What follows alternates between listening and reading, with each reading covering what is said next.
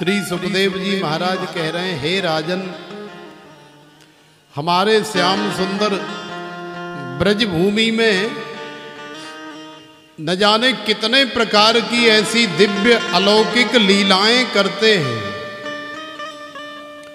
सारे ब्रजवासी, सारी ब्रजांगनाएं उनकी लीलाओं का आनंद ले रहे हैं, उनका रस ले रहे हैं, क्योंकि तस्मात् केनाप्युपाये न मनः कृष्णे निवेशये।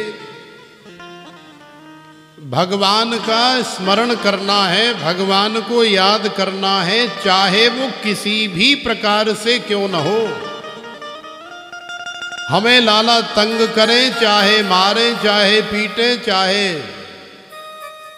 जो मर्जी करें, लेकिन हमें तो उनको देख करके ही आनंद आता है, हमें तो उनको याद करके ही चैन आता है। देखो, प्रार्थना कभी शब्दों से नहीं होती है, प्रार्थना तो हृदय से होती है, प्रार्थना तो दिल से होती है। कोई बहुत बड़ा विद्वान है, कोई बहुत बड़ा पढ़ा लिखा है, केवल वही भगवान से प्रार्थना कर सकता है, केवल वही भगवान की स्तुति कर सकता है और भगवान उसी से रीझते, तो ऐसा नहीं है। क्योंकि प्रार्थना कभी शब्दों से नहीं की जाती। शब्दों से प्रार्थना करने वाले तो बहुत हैं, लेकिन वो कभी भगवान को रिझा नहीं पाते। भगवान को रिझाने के लिए सीधापन चाहिए, भोलापन चाहिए, और वो ब्रजवासियों के पास है, वो ब्रजांगनाओं के पास है। वो पढ़ी लिखी नहीं है, प्रार्थना करने के लिए उनके पास शब्द नहीं है, शाब्दिक या किताबी ज्ञान नहीं है,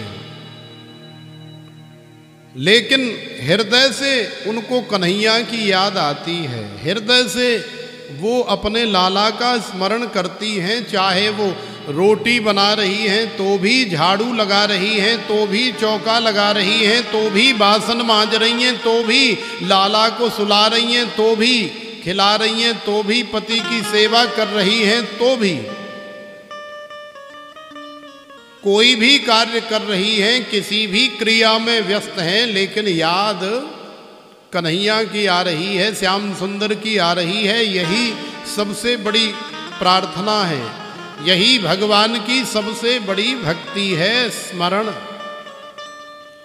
तुम्हारी स्मृति में भगवान का स्मरण होता रहे, उसी के लिए तो हम लोग श्रीमद् भागवत की कथा श्रवण करते हैं, उसी के लिए तो इतने सुंदर सुंदर भजनों का आनंद लेते हैं।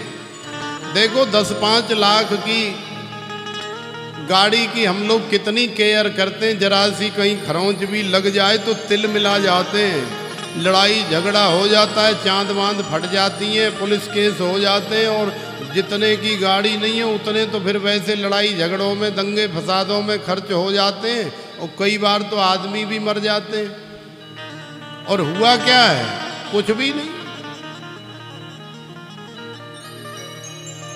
बहुत कई साल पहले की बात है, कई बार हम टीवी नहीं रखते, देखते भी नहीं, शौक भी नहीं है बचपन से। टीवी और बीवी, ये 2 चीज हमारे नसीब में नहीं है। सक्षम हैं, यदि लगाना चाहें तो 50,000 की LED लग जाए आप लोगों की दया से, लेकिन शौक ही नहीं है, देखते ही नहीं। तो कई बार कहीं चले जाते, किसी घर में बैठे, चल रही है प्रकृति प्रदत्त, हमने नहीं चलवाई, अपने आप चल रही है, तो कई बार देख लेते। तो उसमें एक टेम्पू आ रहा है इधर से और एक गाड़ी आ रही है उधर से, और वो जरा सा टेम्पू गाड़ी की लाइट में टच हो गया, थोड़ा सा क्रैक हो गया,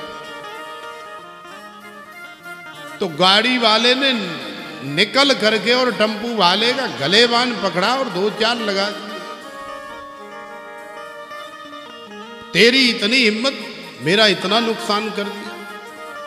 बोले साहब इतना नुकसान कहाँ हुआ है, अभी मैं ठीक कर देता हूँ। दौड़ करके गया दुकान से 5 रुपए की फेविक्विक लाया और वो जो टुकड़ा टूट गया था जरा सी ऐसे लगाई और चिपका दिया। बोले हो गई थी। अब बताओ इतनी सी बात के लिए और 5-4 मार दिए उसमें खींच करके। अब ये तो शुक्र करो कि वो बेचारा टेम्पू वाला है, अब कोई गाड़ी वाला ही होता तुम्हारे जैसा ही होता तो जितने तुम मारते उतने ही वो जड़ देता। कहीं ईंट वींट पड़ी होती तो एक दूसरे में कोई ईंट उठा के मार देता, चांद वांद फट जाती, पुलिस आ जाती, थाने जाते, कोर्ट कचहरी जाते, दुनिया भर का लफड़ा झगड़ा और पैसा की बर्बादी। तो है कुछ नहीं, हमारे पास यदि 500 रुपए की घड़ी भी है तो उसकी भी बड़ी केयर करते हैं, बड़े प्रेम से बड़े संभाल करके रखते हैं। तो विचार ये करें कि हम लोग जब 5 लाख 7 लाख 10 लाख की गाड़ी की इतनी केयर करते हैं, उसके एक एक पार्ट्स की इतनी केयर करते हैं, चाहे वो टायर हो, ट्यूब हो या अंदर का हो, बाहर का हो, कहीं का भी हो, सबका ध्यान रखते हैं, साफ सफाई का भी ध्यान रखते हैं। कल हमें रमण रेती जाना था श्री सदगुरुदेव भगवान के दर्शन करने के लिए, आशीर्वाद लेने के लिए। तो सबसे पहले गाड़ियों को तैयार किया, पहले गाड़ियां धोई गई। तो गाड़ियों का भी ध्यान रखना पड़ता है, जिसमें बैठ करके हम जा रहे हैं वो भी सुंदर रहे, स्वच्छ रहे, निर्मल रहे, पवित्र रहे। तो उसमें बैठ करके चलाने में, बैठने में मन लगता है, अच्छा लगता है, अच्छी फीलिंग आती है। कमरा साफ सुथरा हो, थोड़ा रूम फ्रेशनर मार देते हैं तो उससे थोड़ी अच्छी फीलिंग आ जाती है। और कचरा भरा हो तो न सोने का मन करता है, न बैठने का, न लेटने का, न कुछ पढ़ने लिखने का। इसलिए साफ सफाई शुद्धिकरण अति आवश्यक है। तो जैसे हम लोग 5-7 लाख की गाड़ी का इतना ध्यान रखते हैं, इतनी केयर करते हैं, जैसे हमें हमारी मंजिल तक पहुंचाने के लिए कार की आवश्यकता है तो उसकी केयर करते हैं, क्योंकि उसकी हमें आवश्यकता है, जरूरत है। उसे हमारी जरूरत नहीं है, हमें उसकी जरूरत है, इसलिए करते हैं। वो तो खड़ी है, कितनी भी गंदी कर दो, कितनी भी तोड़ दो, वो कभी आपसे नहीं कहेगी कि भैया ले आए 1 बाल्टी पानी, यार 1 महीना ते ठाड़ी उन्हें नवाए दे, आज पहुँच दे। वो कभी नहीं कहेगी। क्यों? क्योंकि उसे आपकी आवश्यकता नहीं है, आपको उसकी आवश्यकता है। तो देखो ये शरीर भी आपकी एक गाड़ी है जो आपको आपकी मंजिल माने गोविंद तक पहुंचाने में सक्षम है, समर्थ है। शरीर ही तो एक ऐसा साधन है, एक ऐसा साधन धाम मोक्ष करे द्वारा। ये शरीर ही एकमात्र ऐसा साधन है जो आपको मोक्ष तक लेकर के जा सकता है, आपको भगवान गोविंद के पास लेकर के जा सकता है। तो जैसे बाहर की गाड़ी की केयर करते हैं, वैसे ही भगवान से प्रेम करने के लिए, भक्ति करने के लिए, भजन करने के लिए, कथा सुनने के लिए इस शरीर की भी केयर करें। नित्य इसकी साफ सफाई करें, नहाने धोने से बढ़िया साफ सुथरे कपड़े पहने। और जैसे गाड़ी के पार्ट्सों का ध्यान रखते हैं, जैसे गाड़ी की सर्विस कराते हैं, वैसे इसकी भी सर्विस होनी चाहिए। चेकअप कराते रहें, कहीं कोई प्रॉब्लम तो नहीं है। और फिर कोई ऐसी वैसी चीज का सेवन हम लोग न करें जिससे, जैसे मान लो अब गाड़ी पेट्रोल से चलती है और वहाँ में तुम मट्टी को तेल डाल दो तो कितने दिना चलेगी? 2-4 दिना तो चल जाएगी जबरदस्ती। लेकिन 1-आध महीना, 6 महीना, साल में उसका इंजन खत्म हो जाएगा। और इंजन खत्म हो गया तो फिर गाड़ी किसी काम की नहीं, क्योंकि इंजन ही मुख्य होता है। तो शरीर को स्वस्थ रखने के लिए हम लोग भी इस तरह का कोई पान न करें, इस तरह का कोई सेवन न करें, क्योंकि ये शरीर रूपी गाड़ी जितनी स्वस्थ रहेगी उतनी ही जल्दी, उतनी ही अच्छी तरह से हम अपने लक्ष्य माने गोविंद के चरणों में पहुंच जाएंगे। तो प्रेम से बोलो राधे।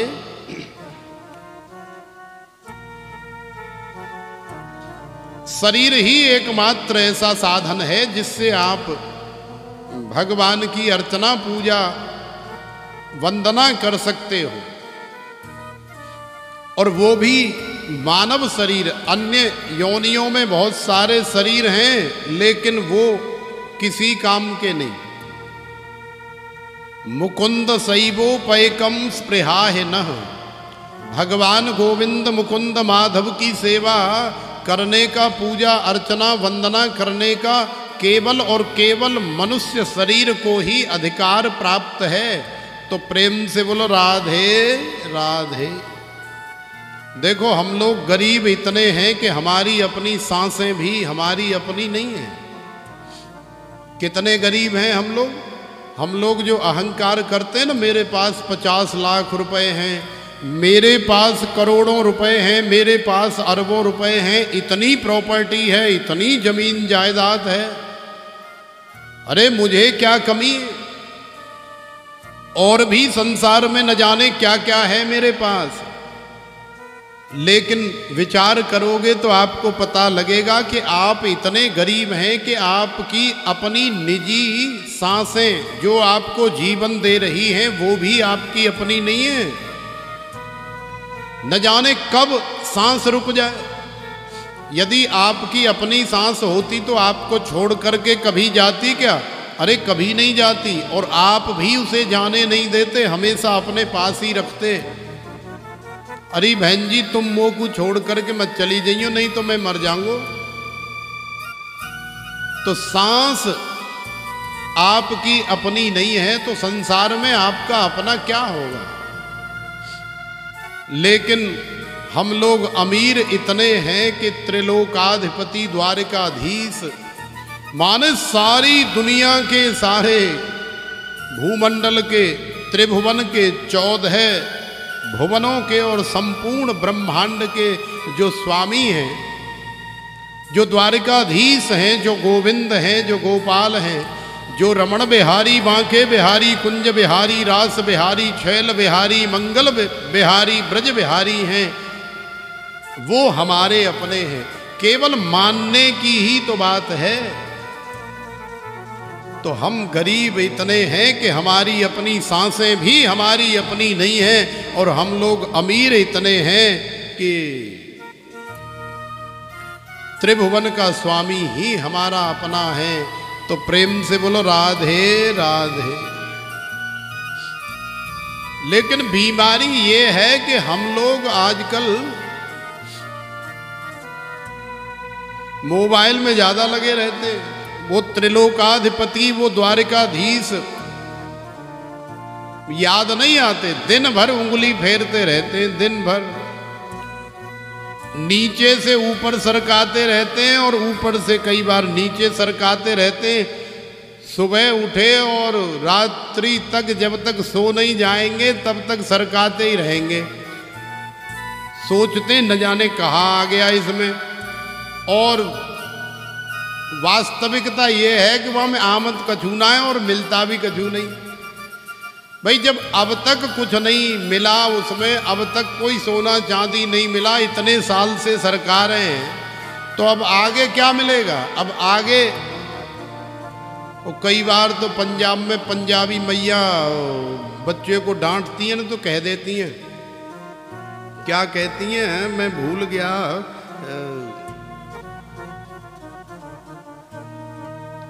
ओ गल सुन ले मेरी, ओ की साप कटदा है तू ये दे। माने कौन से सांप निकाल रहा है तू इसमें से, धर दे। चल काम कर, दिन भर मोबाइल में लगा रहता है।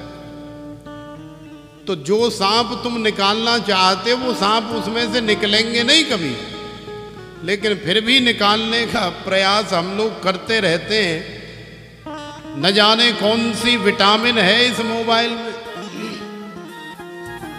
2-4 घंटे यूज न करो तो ऐसे लगता है जैसे आज विटामिन का डोज तो हमने लिया ही नहीं, और थोड़ी देर यूज कर लो तो थोड़ी देर के लिए शांति सी मिल जाती, राहत मिल जाती कि चलो देख लिया, सुबह उठ के देख लिया, फिर थोड़ी देर बाद देख लिया, फिर थोड़ी देर बाद देख लिया। जैसे बीमार आदमी दवाई लेता रहता है ना कंटिन्यू, कि 2-2 घंटे बाद लेनी है, 1-1 घंटे बाद लेनी है, बिल्कुल वैसे ही ये हमारी ऐसी बीमारी बन गई है कि जैसे भगवान को याद करना चाहिए बार बार, जैसे भगवान का भजन करना चाहिए बार बार, वैसे तो हम लोग करते नहीं, लेकिन मोबाइल को याद करते रहते। जबकि हमें याद करना चाहिए किशोरी श्री राधिका रानी को, और जब किशोरी जी को याद करेंगे तो तेरी बदल जाए तकदीर, तू राधे राधे बोल जरा। यदि आप किशोरी जी को याद करोगे ना तो सच मानो तुम्हारी तकदीर बदल जाएगी। ये मोबाइल सब भूल जाओगे, और सारी बीमारियों की जड़ तो मोबाइल ही है। मेरा तो मजबूरी सी बन गई है कि काम नहीं चलता, नहीं तो मैं तो सोचता हूँ कि कई बार इसको वो फूटने वाला होता है ना, कई बार इससे इतने तंग आ जाते हैं, कई बार इतने परेशान आ जाते हैं कि मन करता है जब सबसे पहले जा मोबाइल ही कूटो या मोबाइल ही तोड़ो। लेकिन चूंकि अब युग ऐसा है, समय ऐसा है कि आप सब लोग इससे कनेक्ट रहते हैं, इसलिए रखना पड़ता है, अन्यथा कई बार ये बड़ा दुखी करता है। तो इसका उपयोग इतना ही करें जितना जरूरी हो, जरूरत से ज़्यादा उपयोग करने पर ये बड़ा हानिकारक है। तो मोबाइल को छोड़ करके हम लोग चलो किशोरी श्री राधिका रानी का स्मरण करें। लो इतनी देर से मोबाइल की कथा कर रहे हैं और जाने अभी मोबाइल ही ना छोड़े, बता। अरे लाइव चल रही है, 3 तरह का डेटा मौजूद है, जो चाहिए वो ले लो, और तुम मोबाइल में ही लटकी भैया अभी तक। और तो इधर लाइव देखो, वो लाइव तो उन लोगों के लिए चल रहा है जो लोग आए नहीं हैं, जो अपने घरों में देख रहे हैं। अब तुम तो हमारे सामने विद्यमान हो, बैठी हो, तो तुम हमको देखो और हम तुम्हें देखें, फिर देखो कितना आनंद आएगा। तो आइए किशोरी जी को याद करें। हो तेरी बदल जाए तकदीर, तू राधे राधे बोल।